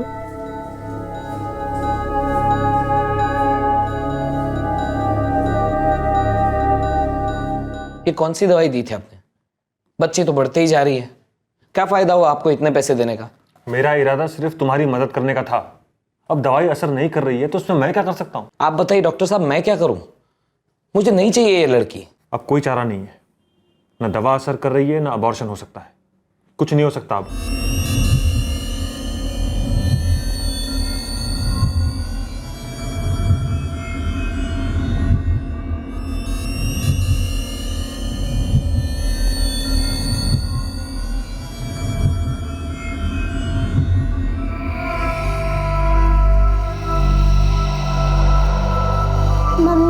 छोटा बाबू कब तक अंदर रहेगा? बाहर कब आएगा? अरे अभी तो वो 4 महीने बाद बाहर आएगा। मम्मी, छोटा बाबू मेरे साथ खेलेगा? हाँ, जैसे तू मेरे साथ खेलती है और जैसे तू मुझे परेशान करती है ना, देखना वो भी तुझे परेशान करेगा। नहीं, वो ऐसा नहीं करेगा, हम साथ में खेलेंगे। मम्मी, फिर तो मैं भी दीदी बन जाऊंगी ना, हेतल दीदी की तरह। तुम भी दीदी बन जाओगी, तुम किंजल दीदी और ये हेतल दीदी। न जाने अम्बे माँ हमारी मुराद कब पूरी करेगी। जयेश बेटा, कुछ करो ना। क्या करूं? क्या करूं मैं? कुछ समझ में नहीं आ रही मेरी। डॉक्टर ने कह दिया है अब कुछ नहीं हो सकता, क्या करूं?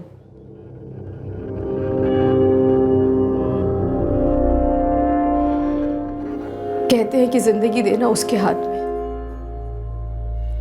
इंसान चाहे कितनी भी कोशिश कर ले, होता वही है जो ऊपर वाले की मर्जी होती।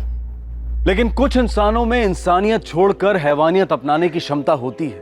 वो ये भूल जाते हैं कि उनके घिनौने अपराध की कीमत उन्हें चुकानी ही पड़ती है। ऐसा क्या हो जाता है कि इंसान के अंदर कि वो किसी दूसरे इंसान की जान लेने को तैयार हो जाता है? किसी को मार कर क्या कभी कुछ हासिल हो सकता है? देखो, मुझे भी बुरा लगा कि उस दिन मैं तुम्हारी हेल्प नहीं कर पाया। उस दिन के बाद मैंने बहुत सोचा। मुझे सिर्फ एक ही सॉल्यूशन नजर आ रहा है। क्या? ऑपरेशन करना होगा। ये ऑपरेशन काफी कॉम्प्लिकेटेड होगा। कीजिए ना। देखो, ऑपरेशन काफी रिस्की है, इसलिए पैसे भी ज्यादा लगेंगे। कितने? 35,000। 35,000? जयेश, ज्यादा सोच मत, दे दे। कहां से लाऊं? पिछली बार एफडी तोड़वा के दिए पैसे, अब कहां से लाऊं? जब दहेज देने की बात आएगी ना तो कमर टूट जाएगी। इससे अच्छा है अभी किसी से उधार ले ले। लाखों का कर्जा लेने से अच्छा है ना हजारों की उधारी ले ले। ये सही कह रहे जयेश, इस मौके को हाथ से जाने मत दे। बस अम्बे माँ इस मुसीबत से छुटकारा दिला दे।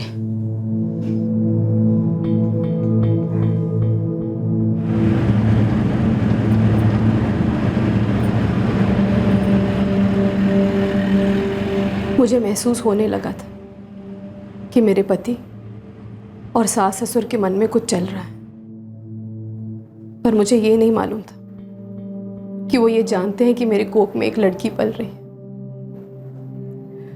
उस दिन जब जयेश मुझे फिर से डॉक्टर मिस्त्री की क्लिनिक में लेकर गए, मैं नहीं जानती थी कि मेरे साथ क्या होने वाला था। डॉक्टर, ये इंजेक्शन किस लिए? कुछ नहीं, विटामिन का इंजेक्शन है। लेकिन विटामिन के लिए तो मैं दवाइयाँ ले रही हूँ, और इसके पहले की 2 प्रेगनेंसी में भी इन महीनों में मैंने कभी कोई इंजेक्शन नहीं लिया। फिर तब की बात और थी, तब आपकी उम्र भी तो कम थी। आफ्टर 30 कुछ चेंजेस आते हैं बॉडी में, तभी एक्स्ट्रा विटामिन की जरूरत पड़ती है।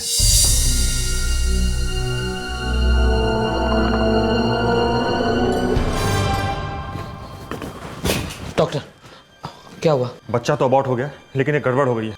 अब क्या हुआ? आस्था की ब्लीडिंग नहीं रुक रही है, खून काफी बह रहा है। तो कुछ कीजिए डॉक्टर, रोकिए उसकी ब्लीडिंग को। अब ये केस मेरे बस का रहा नहीं, उसे अभी के अभी दूसरे हॉस्पिटल में शिफ्ट करना होगा। आप कैसी बातें कर रहे हैं डॉक्टर? इस हालत में कहां लेके जाऊं मैं उसे? और दूसरे अस्पताल में, मतलब बच्चे की बात का भी तो पता चलेगा सबको। ऐसा कुछ नहीं होगा, तुम बस उसे किसी दूसरे हॉस्पिटल में ले जाओ, मैं एम्बुलेंस बुला कर लाता हूँ।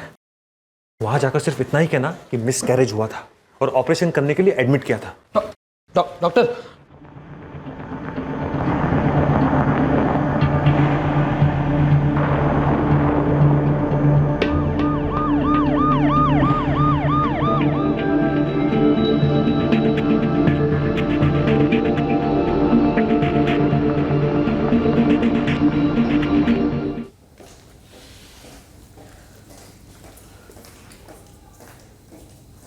I am sorry mister Jayesh, यहाँ आने से पहले उनका काफ़ी खून बह चुका था। हम आपकी वाइफ को नहीं बचा पाए हैं। हाँ जयेश, बच्चे का काम हो गया ना? हाँ बाबूजी, लेकिन आस्था। क्या हुआ आस्था को? आस्था नहीं रही। आस्था नहीं रही? ये सब बच्चा गिराने की वजह से हुआ? हाँ। ये सब गड़बड़ी की वजह से हम पर कोई मुसीबत तो नहीं आएगी ना? मेरी डॉक्टर मिस्त्री के साथ बात हो गई है, वो सर्टिफिकेट दे देंगे कि बच्ची माँ के पेट में ही मर चुकी थी, इसीलिए ये ऑपरेशन करना पड़ा। माँ की जान बचाने के लिए ये ज़रूरी था, और इस अस्पताल के डॉक्टर्स भी वही कहेंगे, क्योंकि मैंने उनसे वही कहा है। मैं आस्था के मायके वालों को खबर कर देता हूँ। क्या ये सब कैसे हो गया? क्या हुआ आस्था को?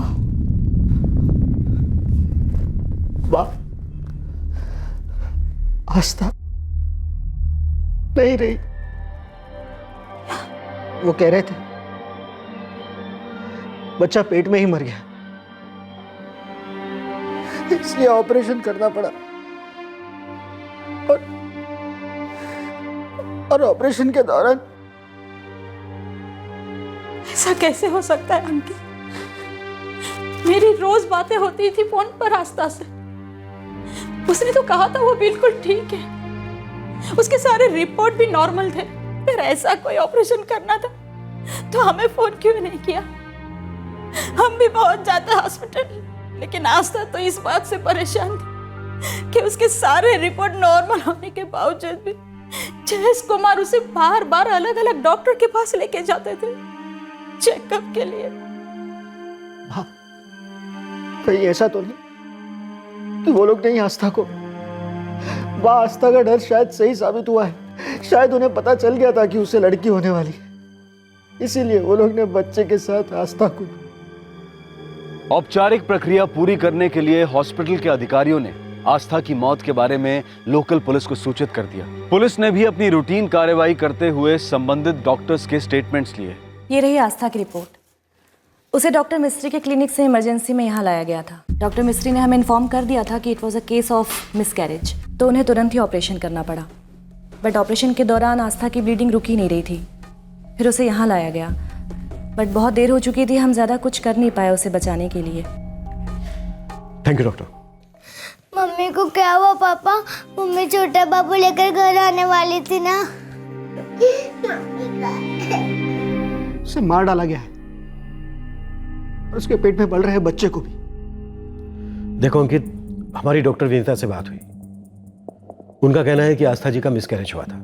बच्चा निकालते वक्त उन्हें एक्सेस ब्लीडिंग हुई, जिसके कारण उनकी डेथ हो गई। हॉस्पिटल से जो हमें रिपोर्ट्स मिली हैं वो भी यही कहती हैं। सर, पिछले 2 महीनों में कई रिपोर्ट्स निकलवाई गई थी अलग अलग डॉक्टर से, सभी नॉर्मल थी। पिछली दोनों डिलीवरीज में भी आस्था को कोई कॉम्प्लिकेशंस नहीं हुए थे। फिर भी इस बार उसे अलग अलग डॉक्टर के पास ले जाकर चेकअप करवाया जाता था, उसकी मर्जी के खिलाफ। ऐसा तुम्हारी बहन ने तुमसे कहा? जी सर, लेकिन गलती हमारी थी। हमने ही उसकी बातों पर ध्यान नहीं दिया। लेकिन सर, आस्था का कहना था कि उसके ससुराल वाले नहीं चाहते थे कि इस बार भी उसे फिर से लड़की हो। इस बात से भी वो बहुत परेशान थी।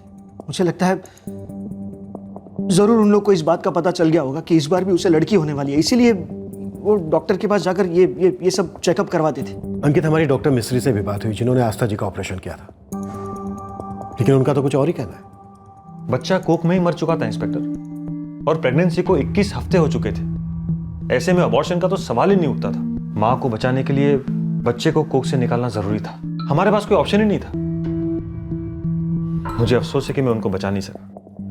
डॉक्टर विनीता ने भी हमें यही बताया कि बच्चा निकालते वक्त आस्था जी का गर्भाशय फट गया था, जिसकी वजह से एक्सेस ब्लीडिंग हुई और उनकी मौत हो गई। सर, मैंने कहा आपसे कि सभी रिपोर्ट्स नॉर्मल थे, लेकिन अलग अलग टेस्ट करवाते थे वो।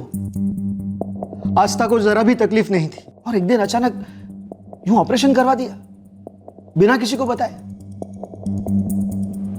सर, ये जयेश और उसके परिवार की साजिश थी, मेरी बहन और उसके बच्चे को मारने की। ये मैं यकीन के साथ कह सकता हूं। परमार, डॉक्टर्स की रिपोर्ट से तो यही नजर आता है कि एक्सीडेंटल डेथ का केस है, लेकिन भाई कहता है कि साजिश है। बेटे की चाहत में हुआ ये सब। वैसे सर, 2 नॉर्मल डिलीवरीज के बाद भी आस्था को प्रेगनेंसी के वक्त अलग अलग डॉक्टर्स के पास चेकअप के लिए लेकर जाना, ऊपर से खुद आस्था का अपने भाई से इस बात को कहना कि उस पर बेटे के लिए दबाव था, शक तो पैदा करता है। और जिसे मिसकैरेज कहा जा रहा है, आखिर कोख में थी तो बेटी ही। तहकीकात तो बनती है परमार। वैसे भी बेटे की चाहत में बेटियों को बलि चढ़ाना हमारे देश में कोई नई बात नहीं है। मैं एक काम करता हूं सर, मैं जयेश की फैमिली की डिटेल्स निकालता हूं और जिन जिन डॉक्टर्स के पास उसको चेकअप के लिए लेकर गए थे उनसे भी बात करता हूं। अगर ऐसा कुछ भी है तो सामने जरूर आएगा। अगर आस्था और उसकी बेटी किसी की पिछड़ी सोच की बलि चढ़ी है तो उन्हें इंसाफ दिलाना हमारी जिम्मेदारी है। परमार सर, डिटेल्स निकालना शुरू करो। सर,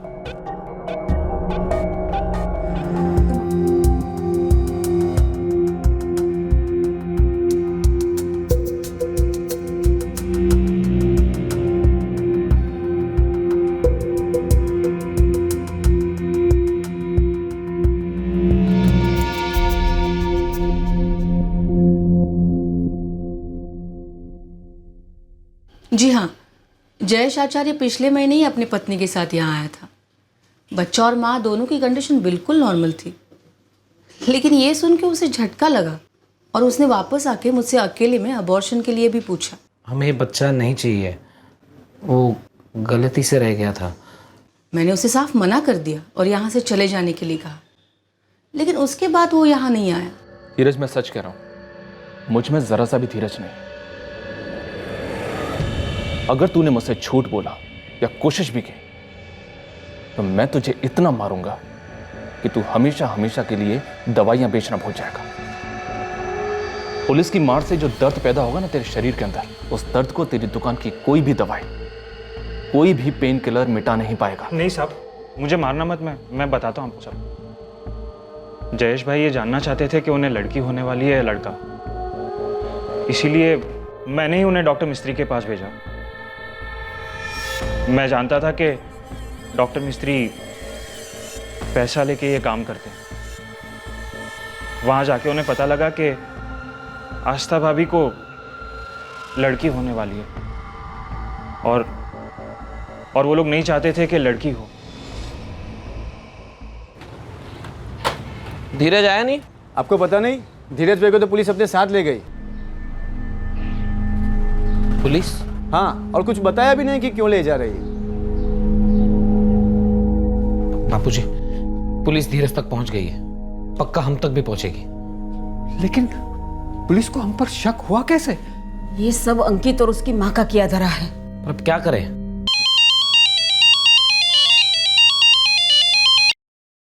हेलो, हाँ हाँ, ठीक है, हम पहुंचते। कौन था? पुलिस स्टेशन बुलाया हम सबको। क्या हुआ पापा?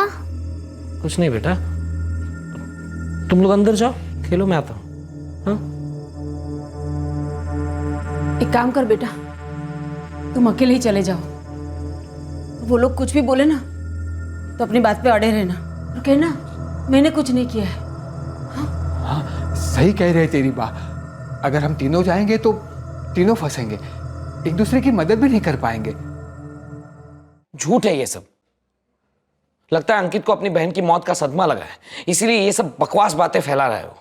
सदमा तो अब तुझे लगेगा जयेश, क्योंकि तेरी एक घटिया सोच अब सबको पता चल चुकी है।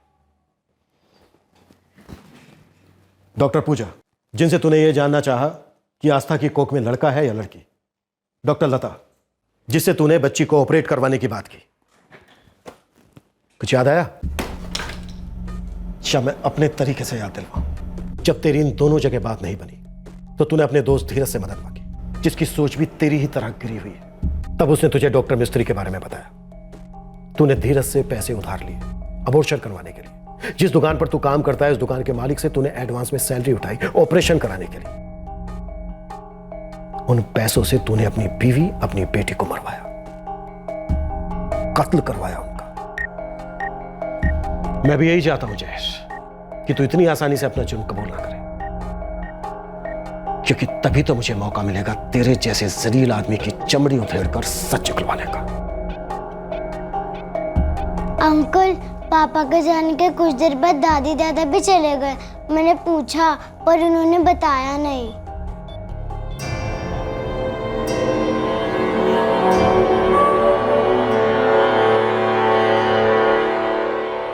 सरासर झूठ है ये। कोई मेरी इमेज खराब करने की कोशिश कर रहा है। ये बोर्ड भी लगाया है हमने, देखिए। सर, मैं ऐसा इलीगल और इनह्यूमन काम करने की सोच भी नहीं सकता। सोच तो आप ये भी नहीं सकते डॉक्टर मिस्त्री कि अगर हमने आपका ऑपरेशन किया तो आपका क्या होगा। शायद वही जो आस्था के साथ हुआ। आपकी भी ब्लीडिंग नहीं रुकेगी और इमरजेंसी में आपको दूसरे हॉस्पिटल में शिफ्ट करना पड़ सकता है। जयेश ने अपना मुंह खोल दिया है और आपकी पोल भी। चलिए, हमने अपने लॉकअप में आपके ऑपरेशन की सारी तैयारियां करके रखी है।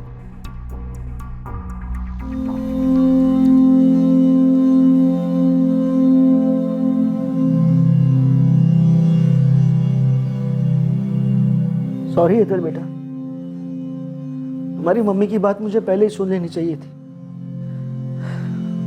वहां अकेली हो गई थी, कोई नहीं था उसके साथ। लेकिन हमने कुछ नहीं किया उसके लिए।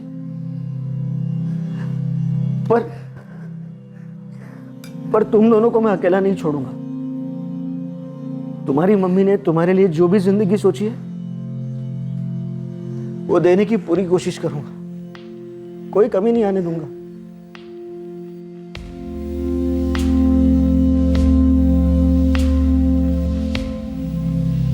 डॉक्टर मिस्त्री और जयेश दोनों इस वक्त पुलिस कस्टडी में हैं। जयेश के माता पिता अब भी फरार हैं।